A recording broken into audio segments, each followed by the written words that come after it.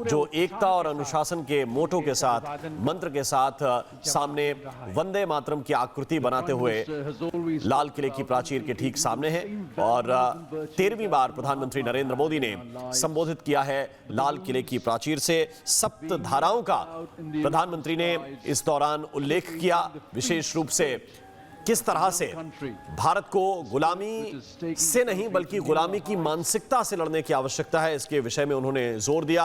उन्होंने कहा कि देश की सत्ता में माओवादी सोच वाले थे, तो इस सोच से हमें लगातार संघर्ष करना पड़ेगा। बिल्कुल राम, ये बहुत बड़ी बात कही है। प्रधानमंत्री ने कहा कि हमने नक्सलियों को तो खत्म करने के लिए बीड़ा उठाया है, लेकिन जो देश को कमजोर कर रहे हैं उन दिमागी नक्सलियों से बचना हो और बच्चों को बचाना होगा। यही प्रधानमंत्री नरेंद्र मोदी ने संदेश दिया है। युवाओं के लिए आज विशेष तौर पर कई सारे संदेश दिए हैं। हम 2-3 महत्वपूर्ण बातें आपको बताते हैं, फिर खास मेहमानों से भी हम चर्चा करेंगे। प्रधानमंत्री ने यह कहा है कि अभी दिमागी नक्सली देश में एक्टिव हो गए, जो हमारे विचार को खराब कर रहे हैं, बच्चों के विचारों को खराब कर रहे हैं, इनसे बचना होगा। और उन बच्चों के लिए जो आगे बढ़ना चाहते हैं, आत्मनिर्भर भारत में योगदान देना चाहते हैं, उनके लिए प्रधानमंत्री ने बहुत बड़ा ऐलान किया है। कॉम्पिटिटिव एग्जाम के लिए फ्री कोचिंग की बात आज लाल किले की प्राचीर से कही है। और मुझे लगता है ये हर उस बच्चे का सपना होता है कि वो आगे बढ़े, वो पढ़ाई करे, और अगर उसमें भारत सरकार या भारत देश में आगे बढ़ने वाले बच्चे मेहनत करना चाहते हैं तो उसमें संपूर्णता से कंधे से कंधा मिलाकर योगदान दिया जाएगा। और यह बहुत बड़ा ऐलान आज लाल किले की प्राचीर से किया गया है। शिवांगी, और साफ तौर पर देखिए कयास लगाए जा रहे थे युवाओं को लेकर, आज बहुत कुछ कहेंगे प्रधानमंत्री मोदी, और यहां पर कहते हुए भी नजर आया। सबसे बड़ी बात, टैलेंट हंट की योजना की जाएगी, युवाओं को AI की ट्रेनिंग फ्री दी जाएगी। इसके अलावा आप देखिए किस तरह से सिविल डिफेंस को और भी ज्यादा सुदृढ़ किया जाएगा, उसका एक बड़ा नेटवर्क तैयार किया जाएगा। और जो बड़ी बात यहां पर कहते हुए नजर आया, संजय सोई सर आपके पास भी मैं पहुंचूंगी। प्रधानमंत्री मोदी ने कहा कि जो लड़ाई है वो सीमा पर नहीं चल रही है, सीमा के भीतर भी चल रही है। ऐसे बहुत सारे लोग हैं जिनसे देश के भीतर भी लड़ना होगा। इसमें कोई शक नहीं है, क्योंकि आज देखिए बिल्कुल एक सैनिक होने के नाते मैं समझता हूं कि हम सीमा पर हैं, पर अगर देश के अंदर एक सिक्योरिटी कल्चर चाहिए, आज देश के अंदर एकता चाहिए। अगर हम देश के अंदर देखते हैं कि प्रांत के लिए लड़ रहा है, कोई धर्म के लिए लड़ रहा है, कोई जाति के लिए लड़ रहा है, तब हमें सोचना पड़ता है कि कहाँ पे इंटरनल सिक्योरिटी की सिचुएशन क्या है। क्या हमारे अंदर एक ज़रूरत है कि आज हर आदमी सोल्जर की तरह सोचे।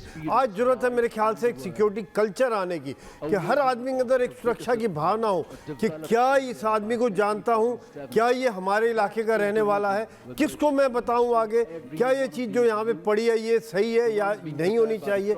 एक ऐसी महत्वपूर्ण भावना आए हर एक इंसान के अंदर, हर भारतवासी के अंदर, क्योंकि बहुत ज़रूरी है कि एक सोच में बदलाव लाना, एक प्रांत, जाति, पाति, धर्म से ऊपर उठ के एक भारत के बारे में सोचना, तभी कहीं ना कहीं हम आगे बढ़ सकते हैं। बिल्कुल। और कर्नल चौबे, इस पे मैं आपको भी ऐड करना चाहता हूं इस सवाल के साथ, क्योंकि प्रधानमंत्री ने सप्त धाराओं का जिक्र किया, संभवतः 5वीं शक्ति का उन्होंने जहां जिक्र किया वहां पर कहा कि रक्षा शक्ति बहुत महत्वपूर्ण है। और हमें यह देखना पड़ेगा कि हमारा थॉट, हमारी सोच सप्लायर की हो। अब केवल अपने लिए संसाधन नहीं बनाने हैं, दुनिया के सप्लायर के रूप में हमें एक रक्षा शक्ति बनना होगा। जी राम, जैसे आपने जिक्र किया, आज प्रधानमंत्री ने सप्तधारा जो है वो लेआउट की थी भारत की जनता के लिए। और इसमें खास चीज दिखने वाली ये है कि हम अब तक सॉफ्ट पावर के ऊपर अपना विश्वास जो था वो टिका के रखे हुए थे। आप जगह जगह देखिए भारतीय सिनेमा का प्रोजेक्शन, भारतीय नृत्य, गीत, म्यूजिक के शो हो रहे हैं, आर्ट एग्जीबिशन लग रही है, कल्चर का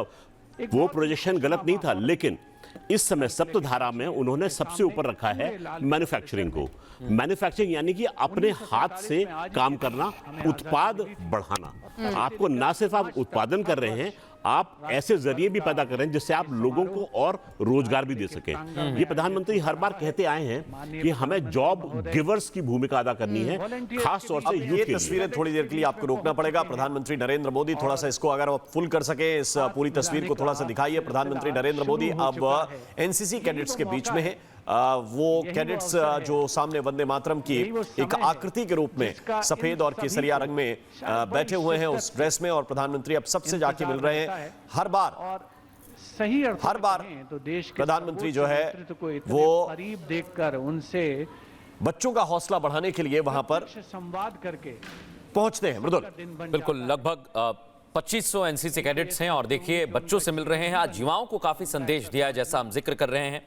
और देखिए, भारत जब 2047 में विकसित भारत बनने के लक्ष्य को लेकर चलता है तो उसमें इन्हीं युवाओं का योगदान सबसे बड़ा रहेगा, क्योंकि ये वो युवा हैं जो भारत को हर क्षेत्र में आगे बढ़ाएंगे और जिसका आज प्रधानमंत्री नरेंद्र मोदी ने अपने भाषण में जिक्र करके बताया है कि आने वाले वक्त में, आने वाले समय में भारत को ऐसे ही आगे बढ़ना है और हर क्षेत्र में आगे बढ़ना है। कि आप देखिए, अभिवादन कर रहे हैं और प्रधानमंत्री नरेंद्र मोदी का इन बच्चों के बीच पहुंचना, आप सोचिए, सुबह से इंतजार कर रहे हैं ये बच्चे भारत के लिए और विशेष तौर पर प्रधानमंत्री को देखना चाहते हैं, भविष्य में किस तरह से कार्य करना है। आज प्रधानमंत्री ने इन्हें एक रास्ता दिखाया है, एक लक्ष्य दिया है और उनके बीच पहुंचकर थोड़ा अभिवादन करते हैं तो इनका मनोबल बढ़ता है और इसलिए प्रधानमंत्री इन बच्चों के बीच साफ तौर पर। और देखिए, सबसे बड़ी बात ये हो जाती है राम की कैडेट्स तो है, इसके अलावा 2500 वॉलंटियर्स भी यहाँ पर मौजूद है। वंदे मातरम की आकृति आपने देखी, युवाओं को आप देखिए किस तरह से चहेते भी हैं प्रधानमंत्री मोदी युवाओं के। और लगातार आप देखिए किस तरह से वीडियो के माध्यम से या फिर आप देखिए इंस्टाग्राम पर आजकल प्रधानमंत्री मोदी एक्टिव रहते हैं, क्योंकि कहा जाता है कि युवा जो है वो देश की दिशा और दशा दोनों तय करते हैं। और ऐसे में प्रधानमंत्री मोदी यहां पर युवाओं से मिलते हुए नजर आ रहे हैं और साथ ही साथ युवा हमारी सर्वोच्च प्राथमिकता है, ये बड़ा नारा उन्होंने दिया लाल किले की प्राचीर से। साथ ही साथ युवाओं के लिए सस्ता डेटा उपलब्ध कराएंगे, AI की ट्रेनिंग देंगे। कुल मिलाकर मुझे लगता है आज राम युवाओं के लिए ये पूरा का पूरा दिन बहुत खास रहा है। बिल्कुल विशेष रहा है। युवाओं के सपने के लिए 1 लाख करोड़ का फंड, ये बड़ा ऐलान हुआ। देश में करीब 1000 यूनिवर्सिटी हैं, प्रधानमंत्री ने कहा।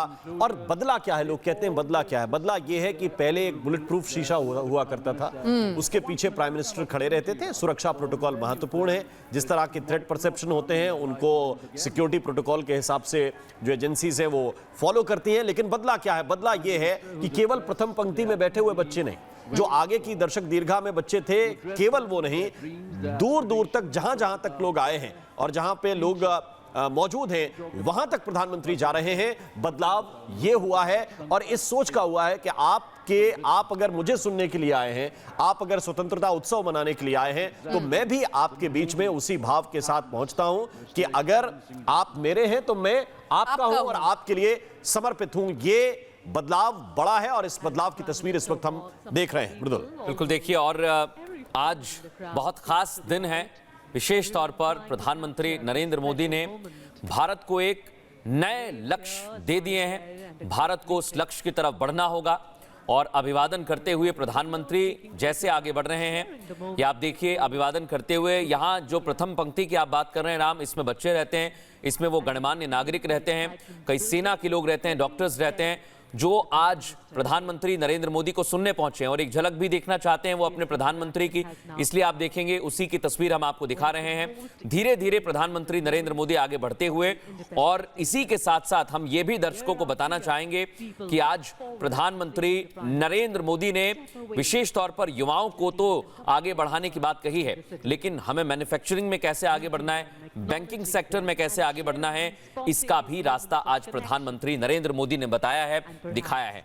और स्टूडियो में भी लगातार खास मेहमान मौजूद हैं। मुझे लगता है कर्नल शैलेंद्र, यहां आप देखिए प्रधानमंत्री अभिवादन करते हुए बच्चों के बीच में हैं, गणमान्य अतिथियों के बीच में हैं, लेकिन आज उन्होंने मैन्युफैक्चरिंग के क्षेत्र की बात की। उन्होंने ये कहा कि हमारे बैंक्स भी दुनिया की टॉप 5 बैंक में होनी चाहिए और इस दिशा में हमें कार्य करना चाहिए। जय हिंद, नमस्कार। मृदुल, आपने ठीक कहा कि जब तक हम अपनी इकॉनमी और अपने फाइनेंसेस को ठीक नहीं करेंगे, आपकी बाकी सारी चीजें उस पर डिपेंडेंट हैं। बाकी सारे सपनों को जो आप बात कर रहे थे अभी थोड़ी देर पहले, उन सपनों को अब देखना नहीं है, अब उन्हें साकार करने का टाइम है और इसकी जिम्मेदारी जेन जी पर आती है। मुझे नहीं मालूम आप लोगों की जेन जी कौन है, लेकिन मेरे से बड़ा जेन जी कोई है नहीं। मेरे लिए तो जनरल कुलकर्णी से बड़ा जेन जी कोई हो नहीं सकता, क्योंकि उनका जेन जी अगर मैं हूं और मेरे जेन जी अगर आप हैं, तो ये सपने जो हम लोगों ने पहले देखे थे उन्हें पूरा करेगा कौन? वो करेगा आप, मैं और मेरा जेंजी मेरे से अलग नहीं है। सर मुझे ऐसा लगता है कि जो दिल से युवा है वो हमेशा युवा है, उसे हमें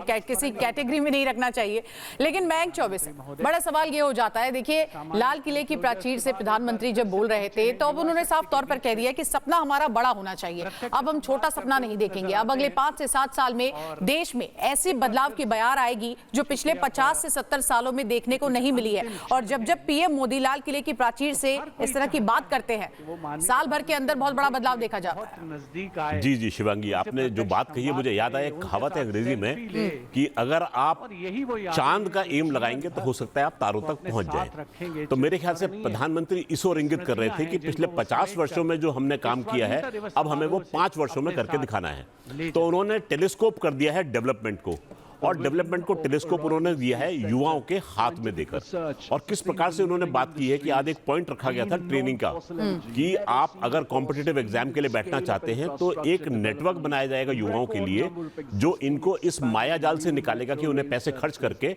इसमें ट्रेनिंग लेने की आवश्यकता पड़ती है। और हम लोग बैठ के डिस्कस कर भी रहे थे किस प्रकार से युवा को यहां से उठाकर एक ऐसे स्थान पर केंद्रित करना जो केवल अपनी पढ़ाई और देश के उत्थान की ओर सोच सकता है, ऐसे मोड में लाने का विचार।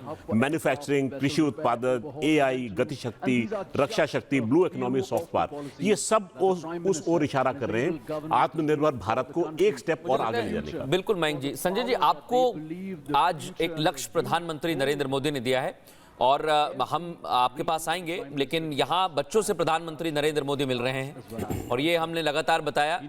ये आप देखिए, जो प्रथम पंक्ति है, जैसा नाम आप बता रहे थे, इसमें एनसीसी कैडेट्स भी हैं और इन्हीं बच्चों ने जो वंदे मातरम की खूबसूरत आकृति हमें दिख रही थी वो इन्हीं बच्चों द्वारा बनाई गई थी। बिल्कुल, तो ये विशेष तस्वीरें हैं और कुलकर्णी साहब भी हमारे साथ हैं। कुलकर्णी साहब, ये इन तस्वीरों को देखकर जो कनेक्ट है खासतौर से युवा के साथ, और मेरे ख्याल से ये तो जेन अल्फा हैं जिनके साथ वो भेंट कर रहे हैं, बमुश्किल 17, 18, 19, 20 साल के युवा कैडेट्स जो एकता अनुशासन के मंत्र के साथ इनका गीत अगर कोई पूछे एनसीसी का क्या है तो वो गाना गाते हैं कि हम सब भारतीय हैं। उनका सूत्र वाक्य यही है और उसके साथ ये डिसिप्लिन है और उस डिसिप्लिन को एक तरह का सम्मान प्रधानमंत्री इस वक्त दे रहे हैं। कुलकर्णी जी। बिल्कुल, प्रधानमंत्री हर हमेशा मुझे लगता है युवाओं को प्रेरित करने में लगे रहते हैं और बहुत ज़रूरी है। जब हम प्रथम पंक्ति की बात करते हैं तो हमने देखा है कि प्रथम पंक्ति जो है उसमें पाने के लिए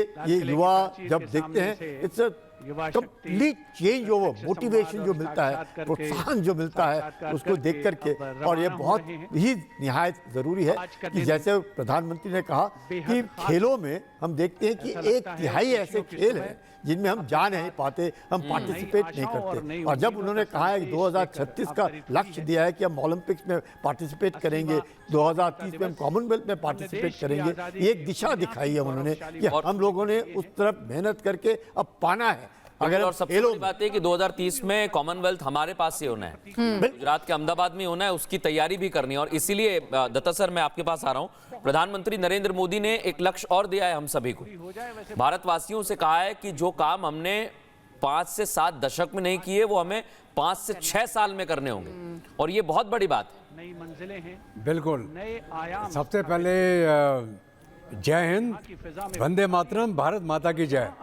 आज हमारा जो 80वां स्वतंत्रता दिवस हम मना रहे हैं, 79 इयर्स जर्नी हमारी जो रही है, उसके अंदर जो योगदान हमारी मौजूदा गवर्नमेंट ने पिछले 2014 से आज तक किया है, उसका अगर आप स्केल ऑफ राइज देखें, उसका आप कार्रवाई और कार्यशैली को देखें तो आपको पता चलेगा कि हमने किस स्केल के ऊपर अपनी तरक्की करी है। मैं थोड़ा ऐड करना चाहूँगा, जब हम नेशनल सिक्योरिटी की बात करते हैं उसके चंद एक मापक होते हैं। क्या आपकी डिफेंस फोर्सेस, क्या आपका डिफेंस प्रोडक्शन, क्या आपकी इकोनॉमी, क्या आपका एग्रीकल्चर, क्या आपकी इंडस्ट्रियल बेस, क्या आपकी science technology, AI, youth power, ये सारा कुछ मिलाने के बाद आपका नेशनल सिक्योरिटी बनता है। और यही जो क्षमता है जो हमने आज तक जो इतने साल में 79 इयर्स में जो हमने किया, उसको एक्सेलरेट करके अगले 5 साल में विकसित भारत की तरफ हमको बढ़ना है। और हमने सारे वो काम करने हैं जो हम स्नोबॉल करेंगे अभी, जिसके अंदर हमारे स्टार्टअप हैं, हमारे युवा हैं, दुनिया की सबसे युवा जो यहाँ की आबादी है भारत की है, फ्यूचर हमारा है, फ्यूचर है हमारे जेनजी का, फ्यूचर है इन लोगों का जिनके हाथ में जो 2047 जब हम विकसित होंगे तो ये लोग होंगे जो उस समय अपने गर्व से बोलेंगे हम भारतीय हैं, हम भारतीय हैं, ये होगा विकसित भारत।